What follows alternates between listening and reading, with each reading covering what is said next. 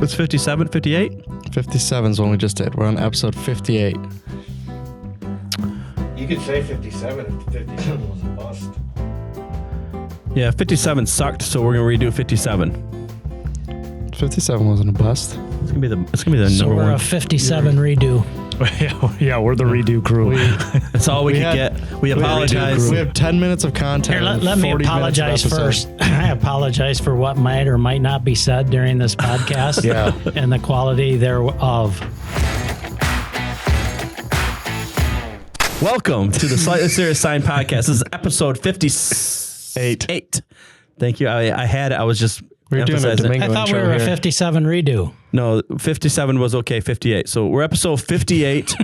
Who sponsors us? That's still DeWalt. We haven't fixed it. DeWalt, because we're still under construction. We welcome this week one and a half of our sales reps, maybe two of our sales reps, the ones that have the nicest hair in the company. That's what we brought. It's Mike Degeeter, Craig Gray.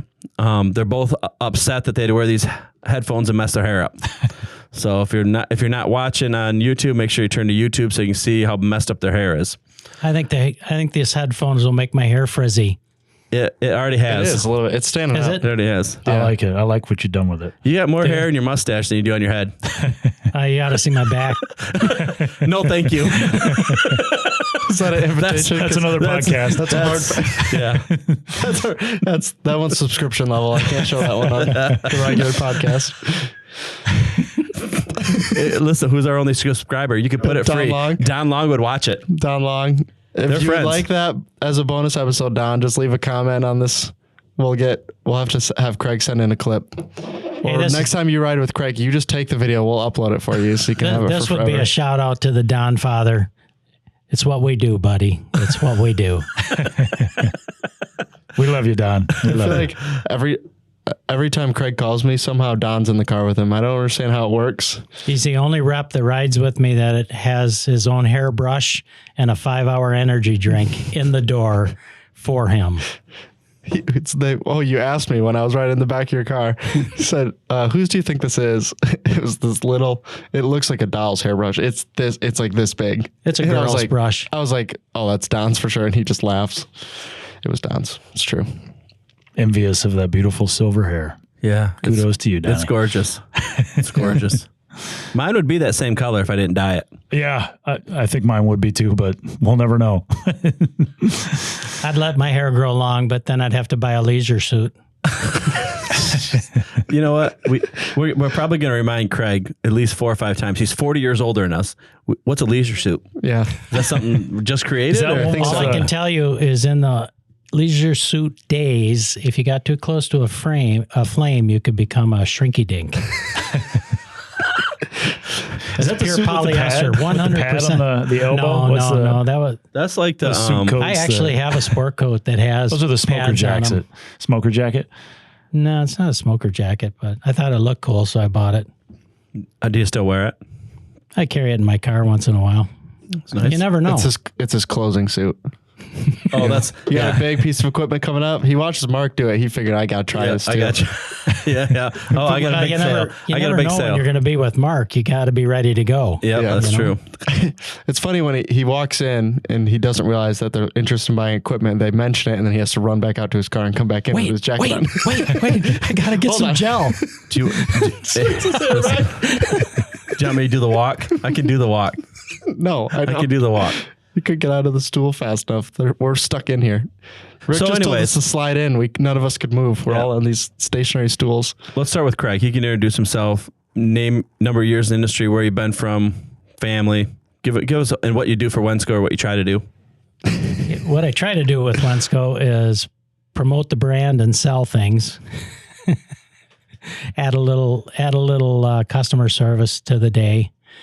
But I started in this industry actually right out of high school. 1976. It was supposed to be a summer job.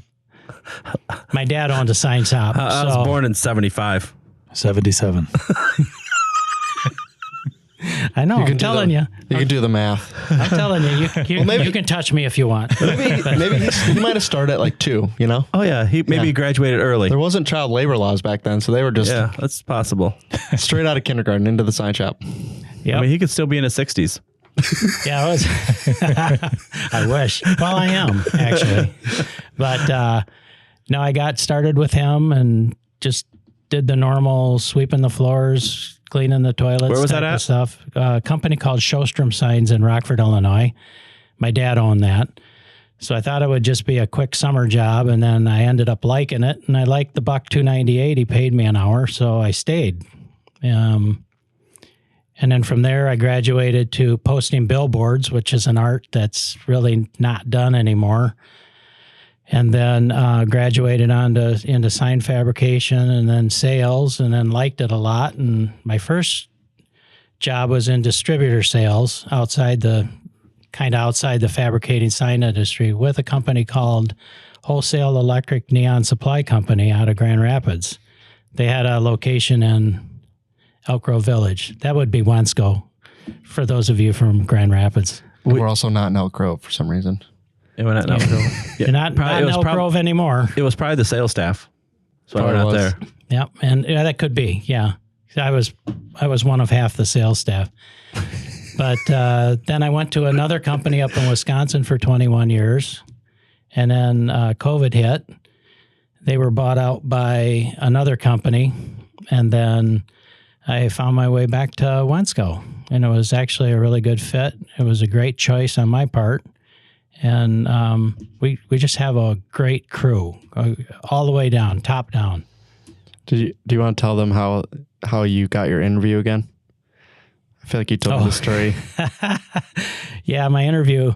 So I had a number of manufacturer reps that kept calling me during COVID saying, Wensco, but I really couldn't because I was kind of still tied to the other company.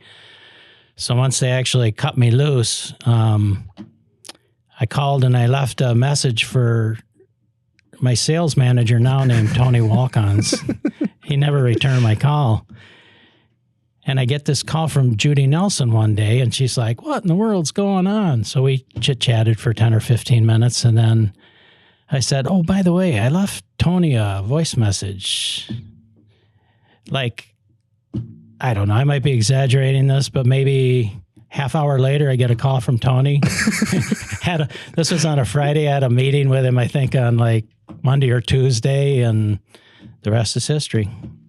That's funny. It's like winning the lottery for me. Being at Wensco? Yeah. Yeah. Not all of us had that same feeling. Agreed. Oh, you love me, man. I know you do. You rode with me for 2 days and you were speechless. Yeah, the whole time. Yeah. Couldn't get a word in.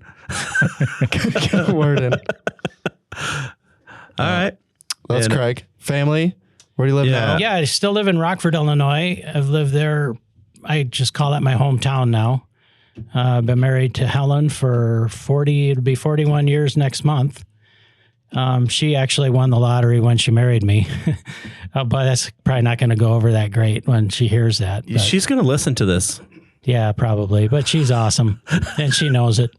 She's also hot in a pair of blue jeans. And then I have 3 boys. My oldest lives out in San Jose, works at Stanford University.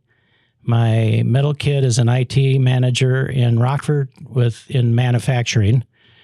And my youngest is a golf course superintendent. He works currently at Oak Park Country Club, and he's been at Oakland Hills and Crooked Stick, and he just loves it.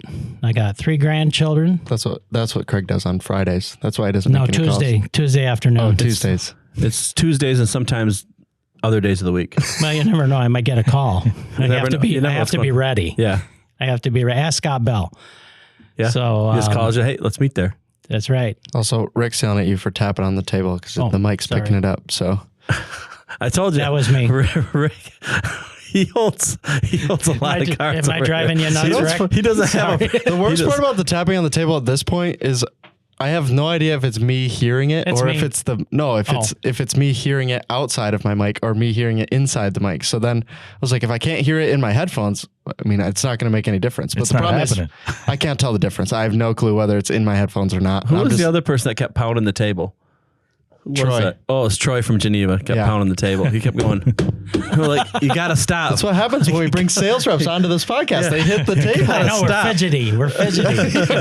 Always messing with something. Fidgety. That's why we Excited. like to drive around in cars and look out the front windshield. You know, Yeah. it's He doesn't like to sit still. That's his whole problem. That's how he But got no, into I got to sales. finish with just my 3 grandkids because they're freaking awesome. My oldest grandson or oldest granddaughter is Chloe. She's like 15, and then Russell's 11. They're awesome. And then lo and behold, back in November, we had our third, Theo. So there's an 11-year gap between those guys, and it's awesome. I think Helen likes it more than me, but it's still pretty cool.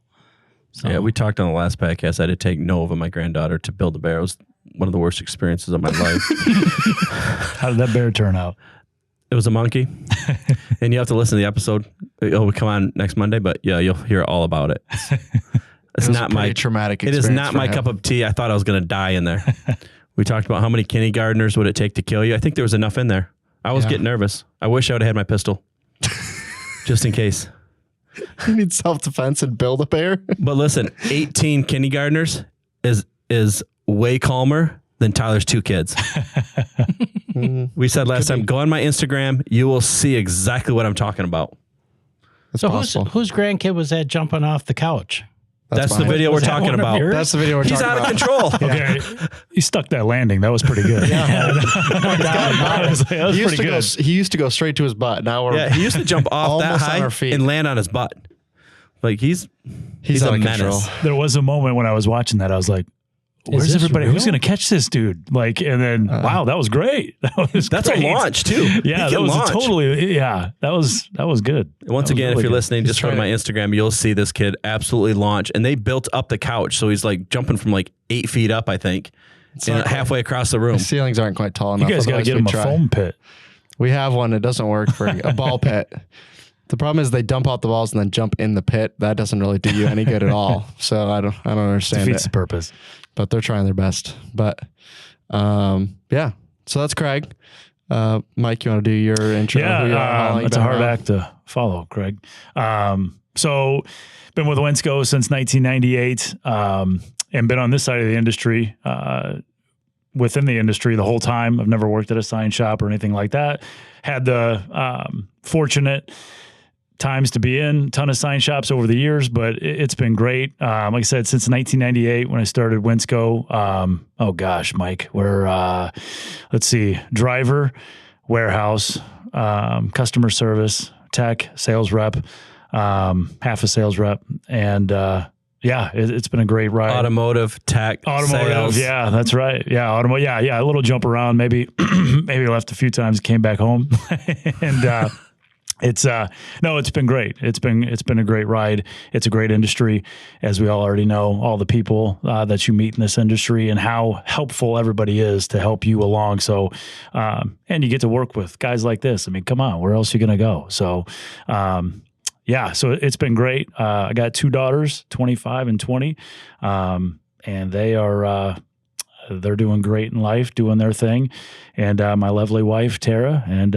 life as well. Yeah, it's been good. It's been a good ride. So happy to be here, and thank you guys. Appreciate it. Yeah. So if people that didn't know, we just had a, it wasn't really a manager's meeting. It was kind of a key person meeting. And I just said, Craig and Mike, come with me. And we literally sat them down and just start a podcast. That's kind of how we do it around here. So we don't give them any prep. We don't give them any works. We don't even have any questions to ask them, do we? No, I don't even have any notes. Well, you noticed 2 episodes in a row. I have nothing. Well, now that you can see it, like before it was kind of hidden, but now there's a third camera. So you can see I physically have nothing with me this time to talk about. So last time I at least had a... We got 30 more minutes. Oh, we do? Okay. So Mike, you've been here at Wensco how long then? Just over 20 years. Yeah, well over 20 years. Yeah. And have you worked 26? at Iowa the whole time?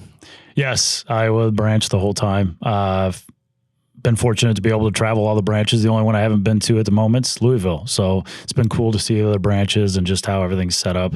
And yeah, so that's been great. So what do you think like the biggest changes you've seen in the last 20 years of Wensco? Yeah, that is just, I mean, this industry has, to see how it has grown and how things have changed, especially on the technology end. It's just, when you look at printers and how that whole thing has come about. I mean, I remember back in 98, what it was, the Roland PC60 with the cassettes. And you had, and just like a regular cassette player, it might get caught in there and tear something up. Yeah, I mean, just how technology and everything has changed, how fast paced it is. That part of it's, really changed, just as how fast paced the technology, and just overall, just the industry, I think, has grown into something that is really, I mean, the cool thing is too in this industry is, like, I have a customer in Iowa that one of the schools is going to start offering signs and graphics as part of their shop classes, which is great. So that shows how much our industry is growing when it's going to be offered as a shop class in schools, and all the opportunities that it offers kids. Even have a customer that has had high school classes in his shop to be able to kind of shadow and see how everything works. So that alone just shows you how much this industry has changed, how much opportunity there is out there, whether you're a graphic designer, whether you're a fabricator. There's so many opportunities to get into this, and skills that you can acquire, whether it's wraps, window tinting now. I mean, everything has just come kind of just all together now for so many opportunities for so many young men and women to get into this industry and succeed. So it's really awesome to be part of that and watch that grow over the years for sure. So, and Craig, you've gotten to watch it a lot longer than me. So what do you think? Yeah, well, Craig watched it before we had cars. I mean, we didn't have cars then. The pickup truck I learned to drive on had a 3 on the tree. Yeah. But no, you're right. I have this conversation with folks sometimes when it comes on the digital side, and there's always a Gerber edge sitting in the background. And every now and then you'll hear a customer go, "Oh, that edge sucks." But I always like to remind folks every now and then that before the edge, I mean, when the edge came along, it really was a game changer. It helped screen printers do small run labels. So it had that screen dither pattern to it when they wanted to do 4-color process. And then, it did fantastic spot colors. And the way I look at it is everything from that point on, which was probably mid-90s, to what we see today with the modern Vanguards and the Roland printers and the Epsons and the Mutos. That all started with the edge, And it's like my dad, when he had 6 sign painters working for him when I started working. And then when the Gerber 4B came out, he bought one. And all the sign painters, I remember, they all freaked out because they were like, "Oh my gosh, we're being replaced by a machine." But really, my dad bought it because he hated using an electro pounce and pouncing patterns to say Rockford, Illinois, and the DOT numbers. And the 4B it had a little pounce wheel on it. You could put paper on it, pounce your own patterns, in Helvetica and be done with it. That's why I bought it. And all that stuff, kind of morphed into what we have today. I think obviously one of the biggest changes we've seen around, even in the last maybe 2 or 3 years, is LED and how it's absolutely changed the industry. 15 or so years ago, you'd walk into a neon shop where the guys were repairing or bending glass, and you would talk about LEDs, which really was just white and red at the time. I think white was like $45 a foot, some ridiculous number like that, the old Agilite. And they'd kick you out. They wouldn't even let you back in, literally. But now, I mean, you and I were at a shop in Addison last week or 2 weeks ago that has actually a really nice working neon plant. And I mean, there's that's still an art and is still being done. But obviously, when you look at your slightly, Serious Sign podcast sign, that incorporates everything Neon used to do. Yep.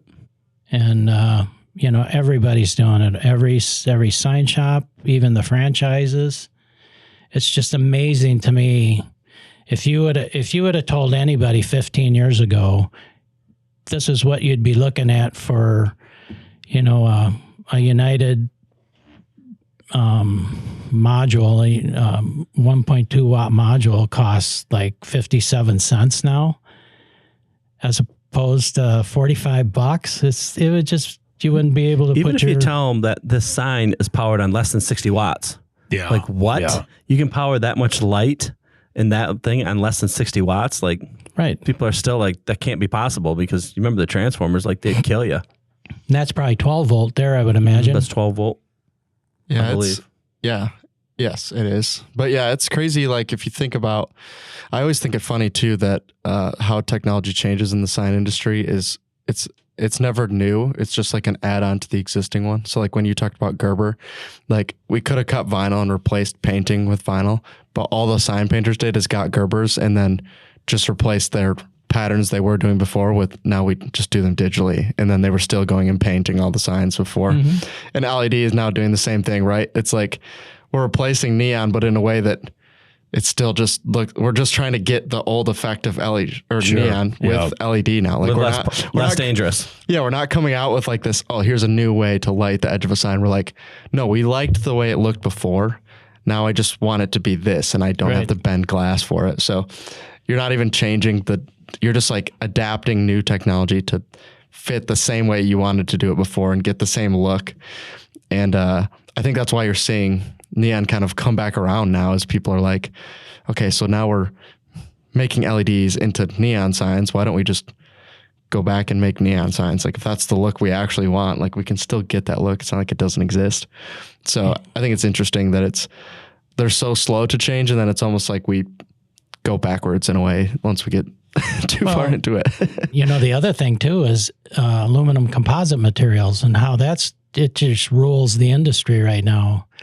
Even the wall dogs, they all use it, whether they're all painting on it and applying it to walls and different structures. Obviously they still print direct or paint direct, but yeah, there's so much in our industry that's so much better today. Back in the old days, you'd get a load of 30 sheets of MDO and you'd have to prime them all and get them all ready for the next project.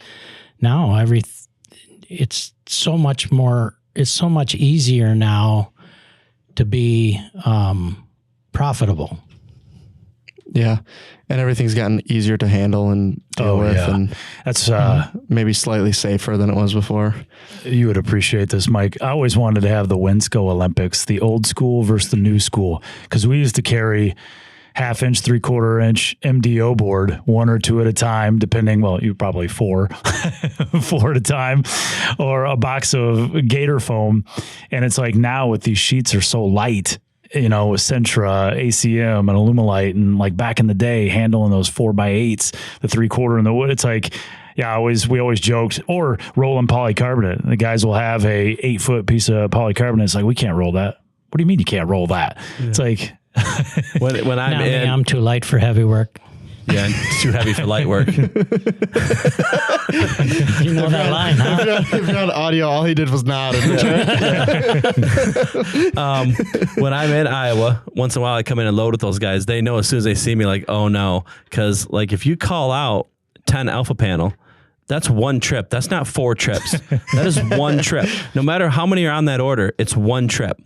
And then they tried to get me because someone had 4 1/2 inch one side MDO, 4 1/2 inch one side MDO, and he called it out and he kind of looked at me and I'm like, no problem. Like, I think the record's 6. I came back with 4. Like, you don't understand old school. We only got to load boards and paint in glass. Like, however, age catches up, because it was a couple of years ago that a customer came and got a 3/16 black gator foam. There's 15 in a box. And so I got it off the shelf, and, MDO back in the day, you could get it up on the 8-foot end, kind of lean it over, get it on your shoulder. And I thought, oh, I could still do this with this box. And so I got it up on the 8-foot end. Be careful so you're not smashing the edges. You get it up, leaned it back. Yeah, those days were over. I was like, So I think. Can somebody help me? Yeah, I took 7 and 8. I was so open to my that wasn't gonna work. That wasn't gonna work. I'd be remiss if I didn't bring up, every time you guys bring this up on a podcast, it just cracks me up about the sign painters that lick the brushes. So when I started with Wensco in 1991, little history.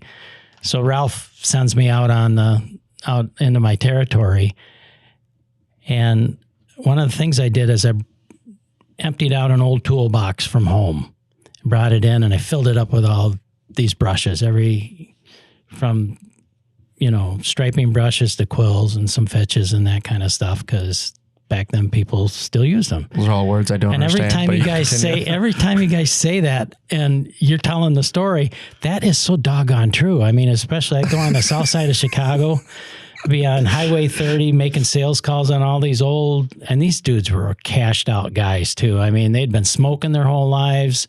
They were probably 50 years old, but they looked 80. And I'd go into their shop. One guy would pick up the phone. Next thing I know, there'd be 3 or 4 more sign guys converging because I was there. I had the brush box.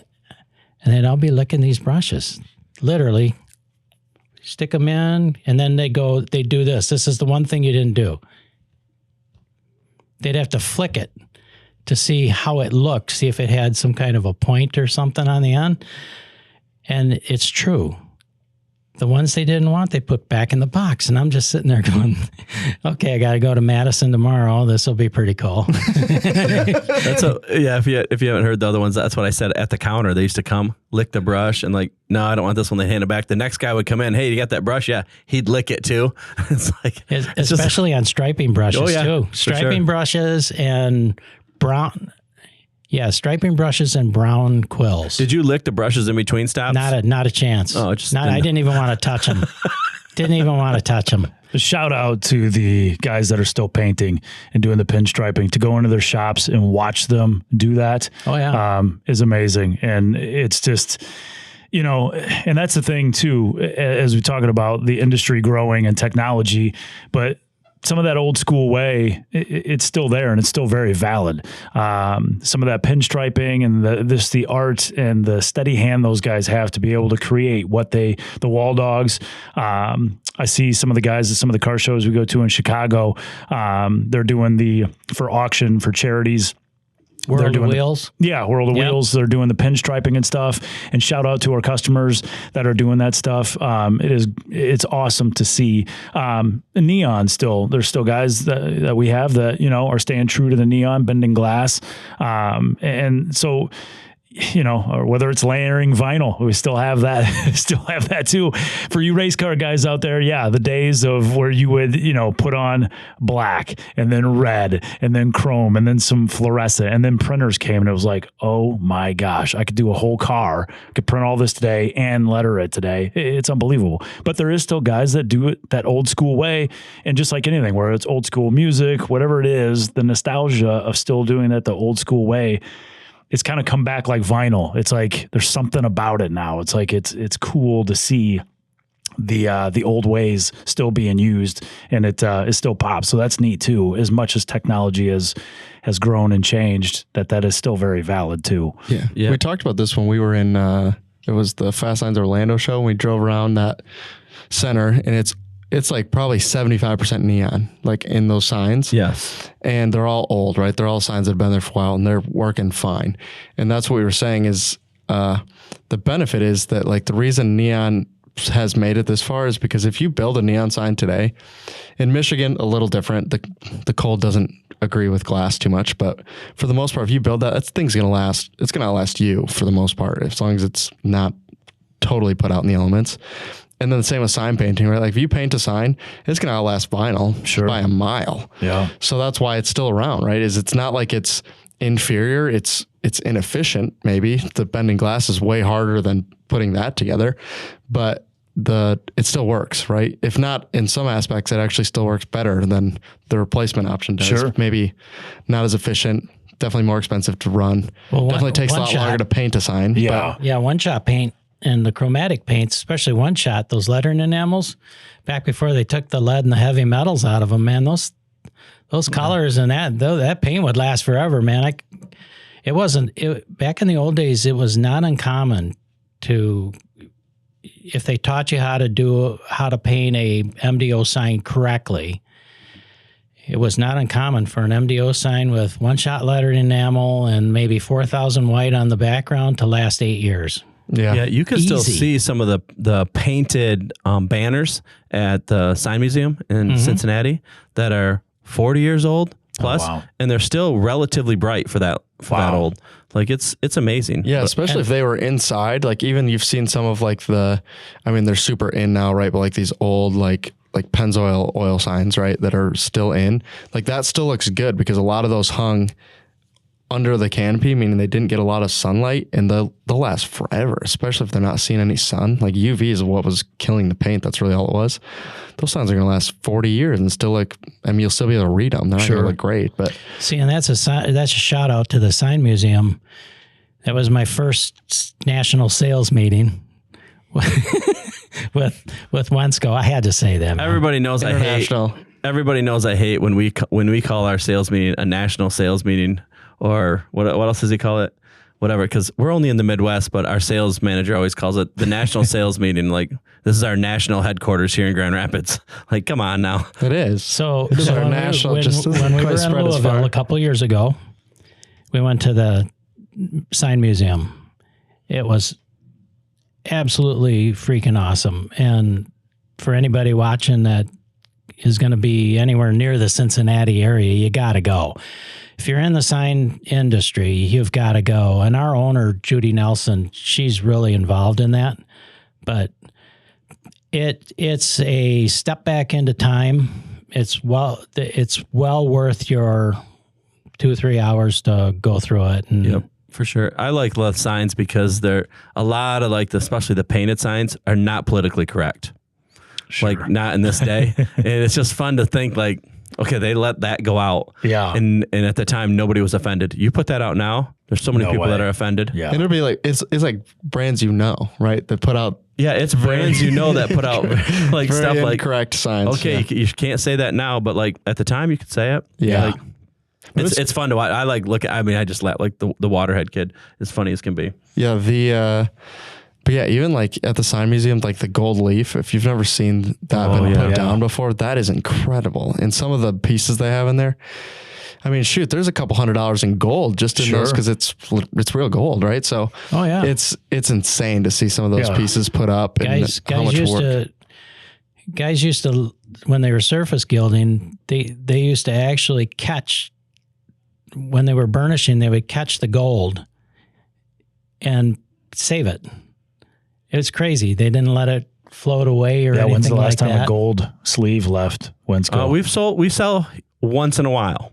Not a lot, but remember when we used to have just cases of that stuff. Yeah. Even when I started, we still were selling it. We're way down obviously now, but there's hardly anybody doing it. It's the same with sign painting, right? Like we're still selling one shot, but there's not that many sign painters around. There's not that many people bending glass.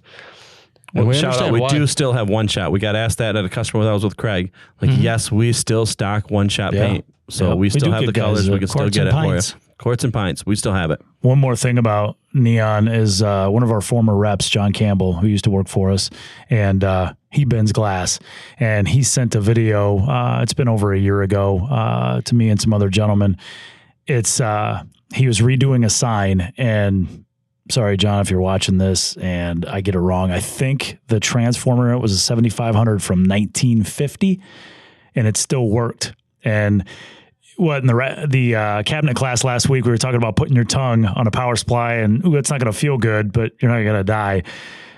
When John arced that transformer, you're going straight to ride the lightning. I mean, you're done. No doubt about it. So I mean, just the safety aspect now with LEDs versus neon, it was just crazy that after that long, that thing still worked and had that much power. But super cool to see the difference, and you still pretty much get the same effect now. Yeah. And Doug even says that in his presentation. He says much safer. He said there's a lot of people in the sign industry that aren't here because of neon, right? Yeah. Yeah, we all know people. We had customers. Yeah. Delivered to them one day, they tripped and they had the safety mechanisms off on their bombarder, and or even went to that was it. Even repairing a sign up in a bucket truck, right, unharnessed, and get zapped and just out of. You're not going to stop yourself, right? So it's definitely safer. Yeah. But yeah, the art of neon it's not going away. I mean, I understand why they're going away though, because we've tried to get 3 neon signs made. Yeah, Bob Barnard, I know you listen once in a while. You still owe me a sign. Yes. I bet I can get. I'll get that place in Chicago. I bet he'd make me one. I didn't think about that. He's already making me one sign. And Wait, can I just another? Yeah. Do any of them listen? Yeah. If you are listening to this right now and you bend glass, we would like a neon sign. So just send us an email. Yes, please. Podcast number 58 at Wensco.com. Yep.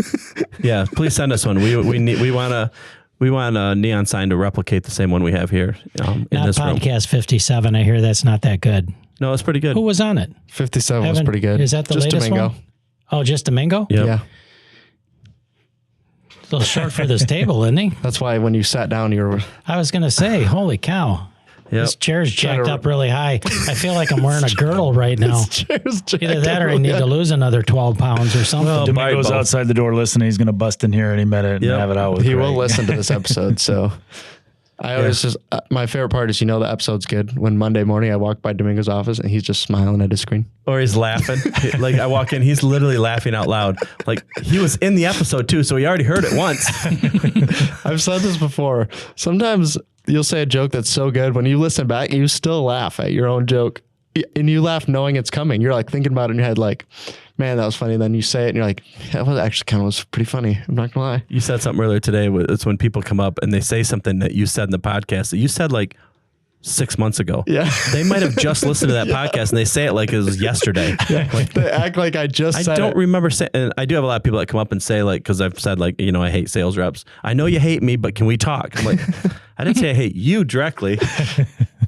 Yeah, it is kind of funny, but yeah, Craig said he has to listen to the podcast before he leaves the office on Monday because people will start quizzing him on it. So he's got to be prepared. I do. I know that goes against your get in the car and get out there, but if I don't listen to it, I know I'm going to get at least 3 questions on a Monday minimum. Yep.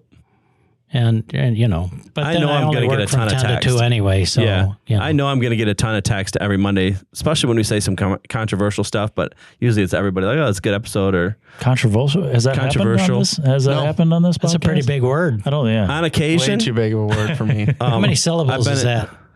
What's a syllable? Not a syllabus, a syllable. I forgot. Controversial. Yeah, whatever. I don't 4 think syllables. I don't think I was on beat. He did it right, but he might not have counted. Yeah, I don't think I was on beat. It could have been controvision. Yeah, it's true. We don't need Pat on here. Oh wait, he's gonna listen. Pat That'd be a 4-hour episode. Pat keeps telling me he wants to come on. That's actually not true. He said he didn't want to come on. Is actually what he said. Why Pat's kind of shy unless you have him on the phone. It's true. Yeah. I don't think he wants to be on video. I think it's his problem. That might be a lot of people's problem with coming on. But well, hey Pat, look at me.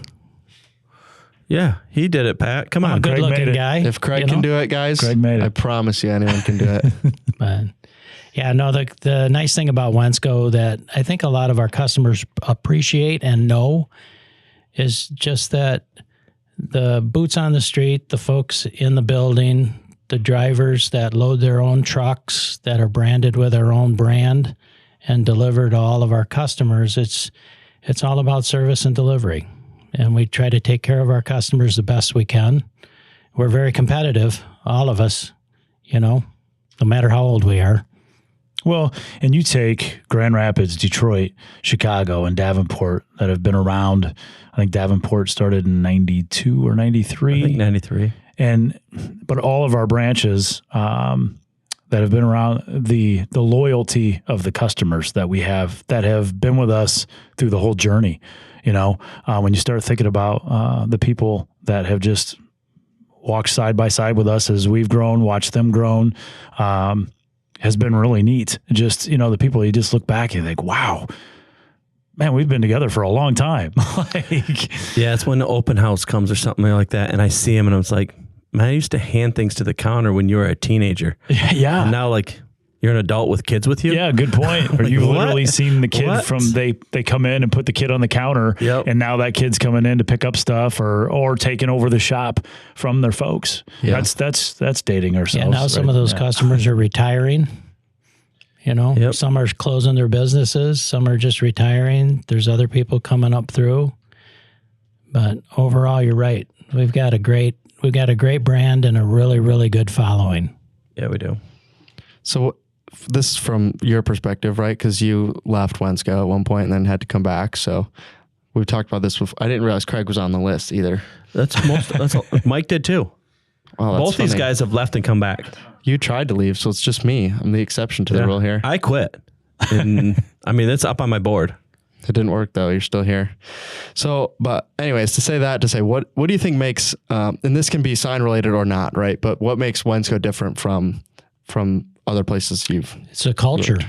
I mean, for any customers that could be listening, I mean, Wensco's a great, great culture. And what I mean by that is I always like to say it's a jeans and t-shirt culture because I'm kind of a jeans and t-shirt person, but so are all of our customers. And we live a certain value system.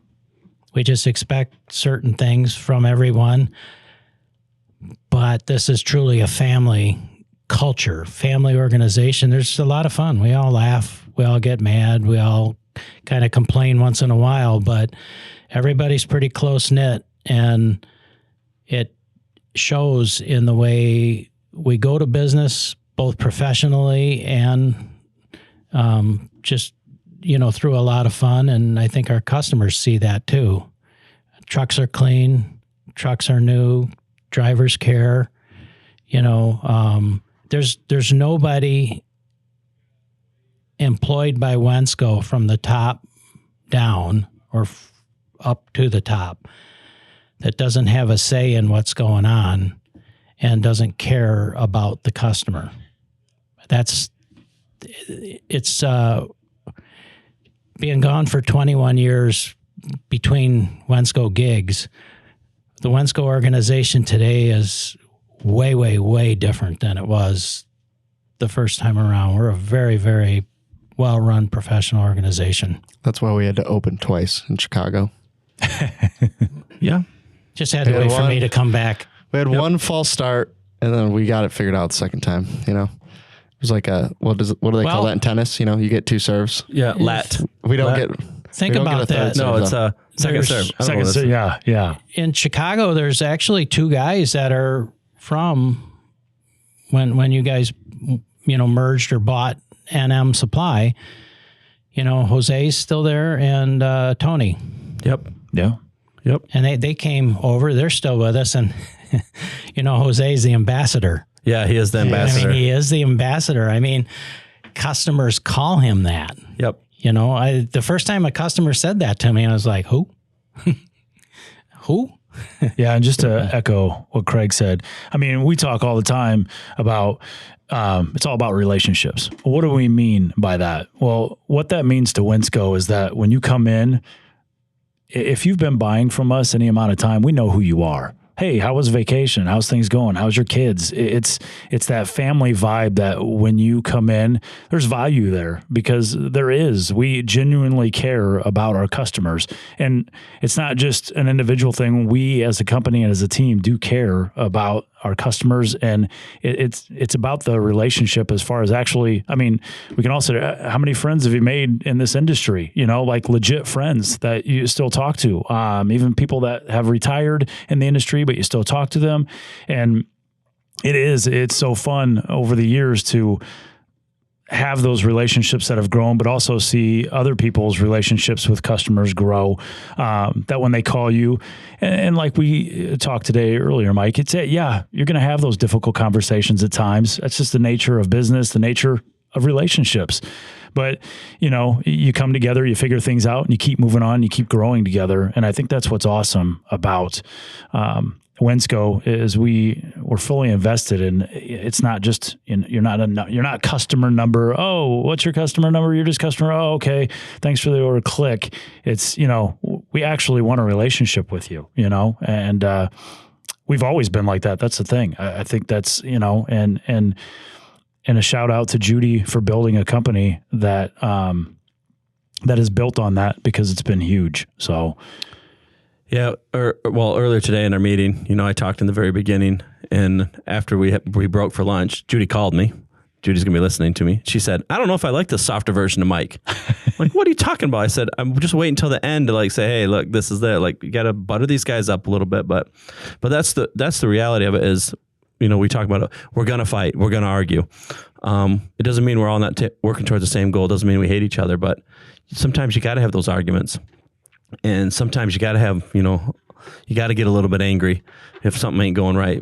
But the reality is we all come back together. Like, hey, we'll all go have a beer at the end. But then I said the same thing. Like, people are going to have bad days. You don't know what they're going through. Sure. Like, you have no idea what they're going through. And if they spout off, it doesn't mean you get rid of them. You don't get mad at them. You don't know what happened earlier that day. You don't know what happened that night before. You don't know if their family's going through something. So that's my softer side of me. But then the other side's like, hey, leave home at home, which I used to be in. You're at work now. But the other part that, Craig said is ethics. And I refuse to break rules, when it comes to the business side. Because there's times we have to walk away from deals. I have to walk away from a deal because their pricing says you have to sell it at this, no less. And there's competitors out there that are selling it less. The customer comes to me, hey, you got to sell it less. I'm not going to do it. I'm just not it's not right. And you can turn them in, you can do whatever, but the reality is I'm just going to walk away from it. It's not worth, your soul to oh, I got to get this deal. I'm going to have to break the rules. It's just not who we are.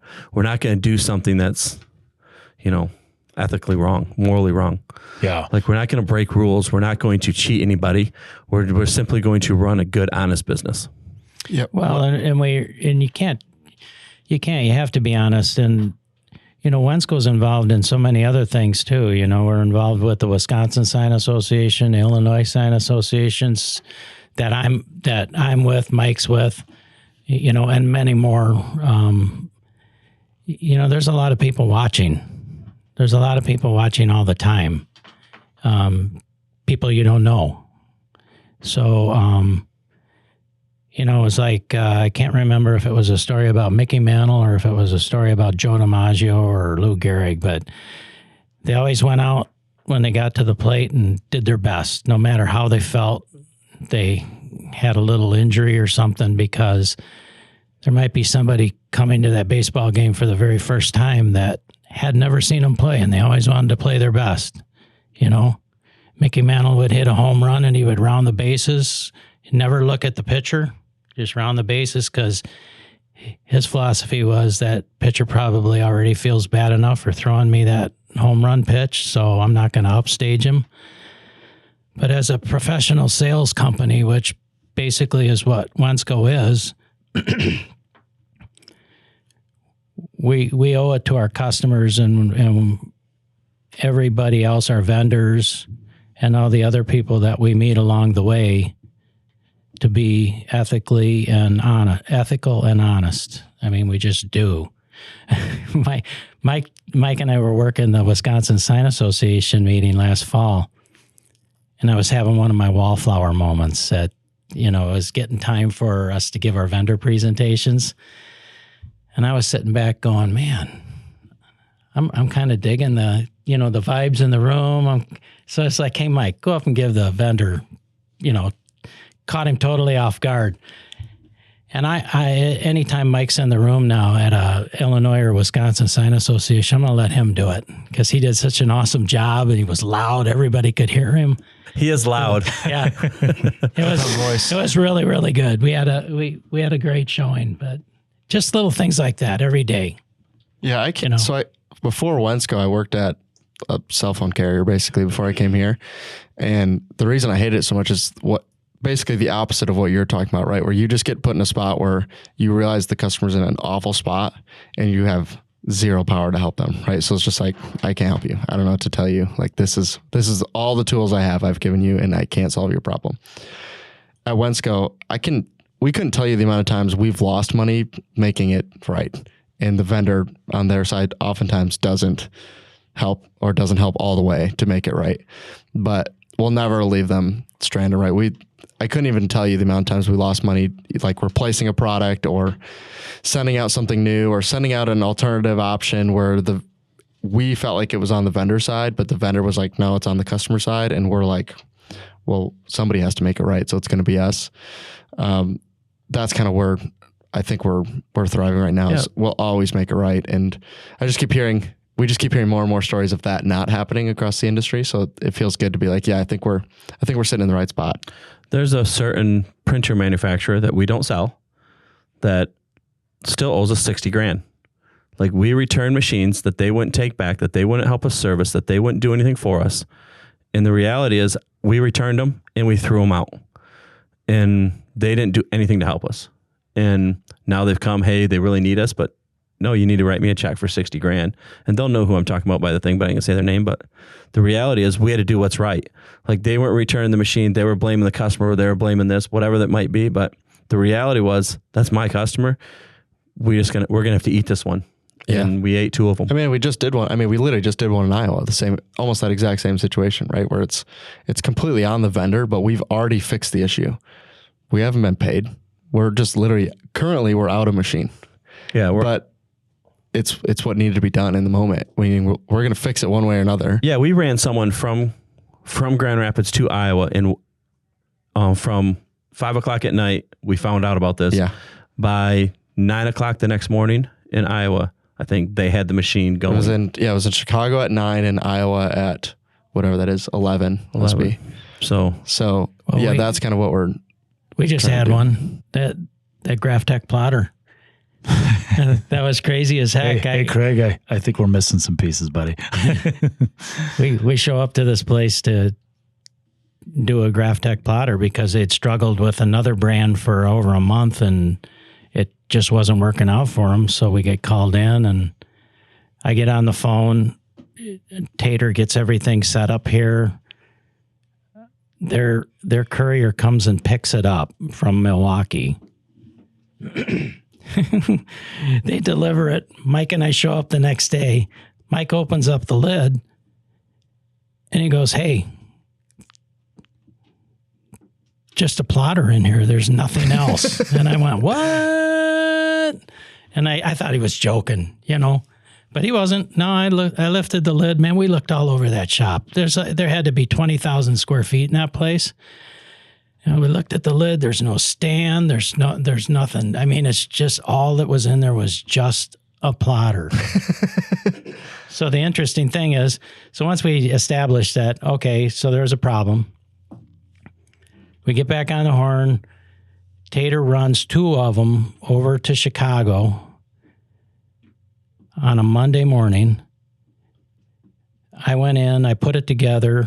Mike shows up, kind of does his little magic foo-foo thing to it, and then we deliver it the next day to the customer, get it running. Mark Huerta shows up for the training. I mean, the stinking plotter only costs like $7,000 or something like that. Can you imagine? We had 5 people tied into it by the time it was all done. Two transits, and it's just nuts.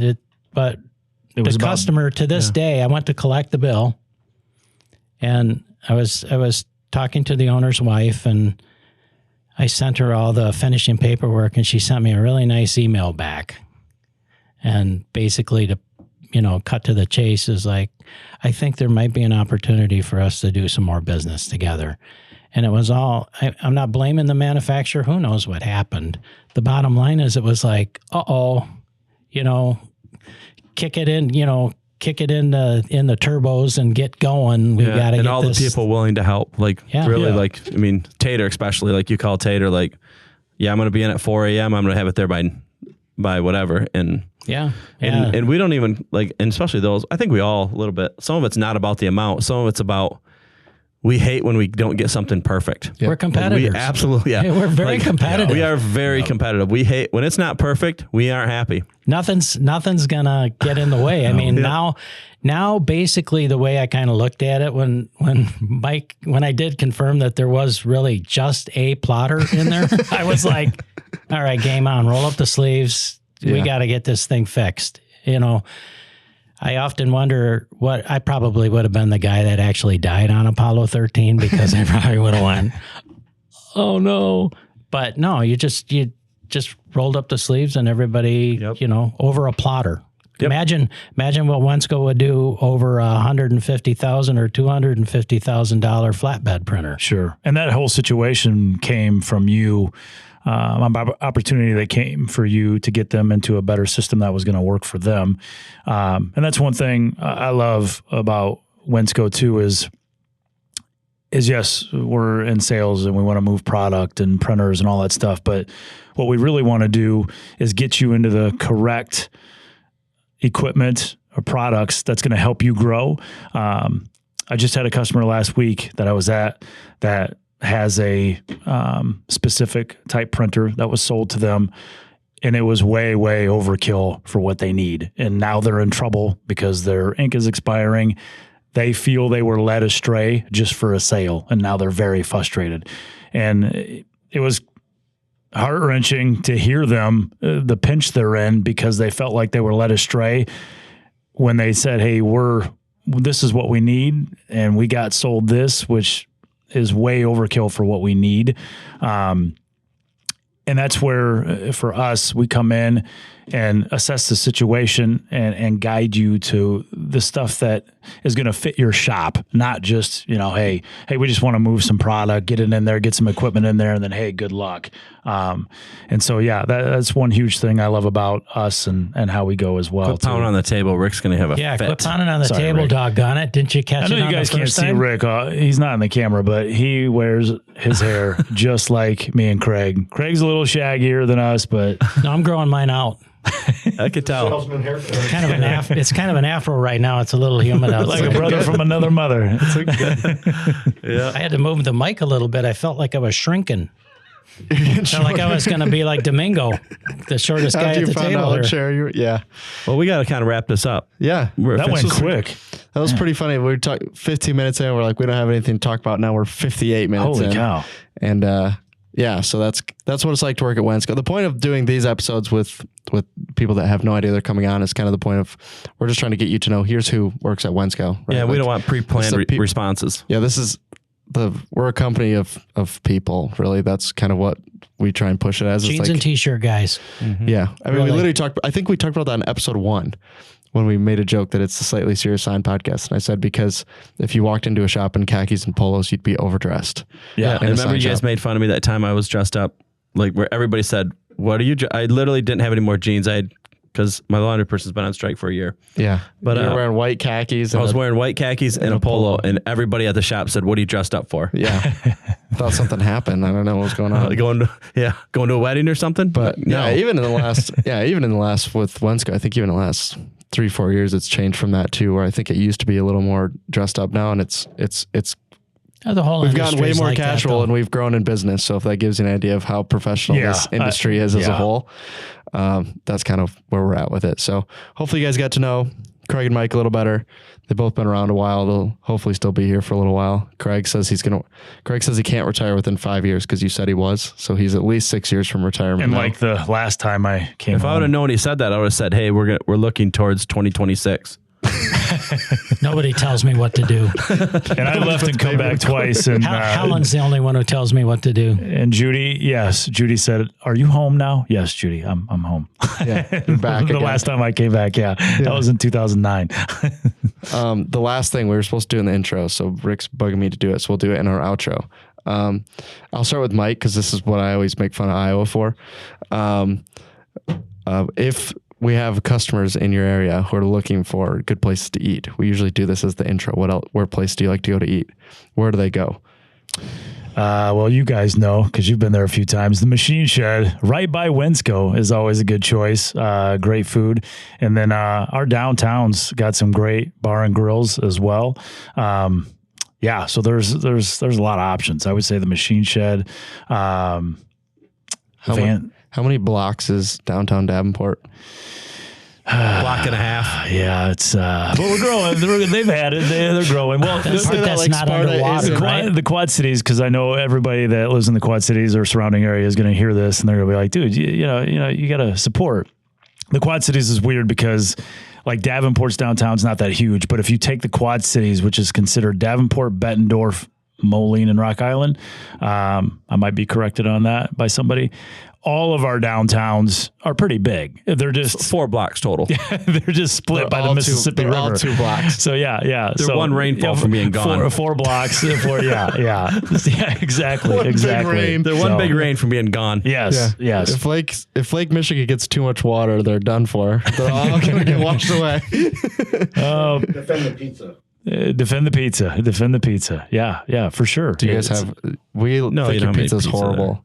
Your pizza's terrible. We over there. usually, so because of where we are, it's like you could find thin crust, thick crust. We're close to Chicago, so a lot of stuff in the Quad You're not Cities is that close based to off Chicago. A little over 2 hours, yeah. So yeah, that's close in my world. Yeah, that's still Chicago. Still feels like home. There's Bears fans, Packers fans. That's not even a hand grenade. That's the joke I make about Indiana and Illinois is if your reference to where you live is how close you are to Indianapolis or Chicago, you live in the middle of nowhere. That's no always the doubt. answer. Or when you see a blank face, where are you from? Davenport, Iowa? It's about 2 hours west of Chicago. Oh, okay. Yeah, I know where you're at. They named it's even the better sofa when they after give you your town, I when they think. give you it's an hour away from another city I've never heard of before. Yeah, It'd be like Des Moines, right? They're like, yeah, it's an hour out of Des Moines. Where's Des Moines? Okay, I don't know. No respect, Iowa. No respect. I mean, yeah, and there's like you run out of sports teams over there.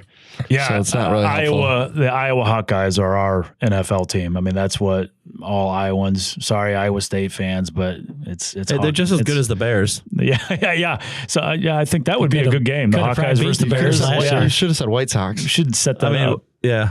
Hey, I actually have my White Sox socks on right now. Oh, good. I'm wearing them as we You ready to speak. roll? But you can't. Does it can't make see you want to them. win more games?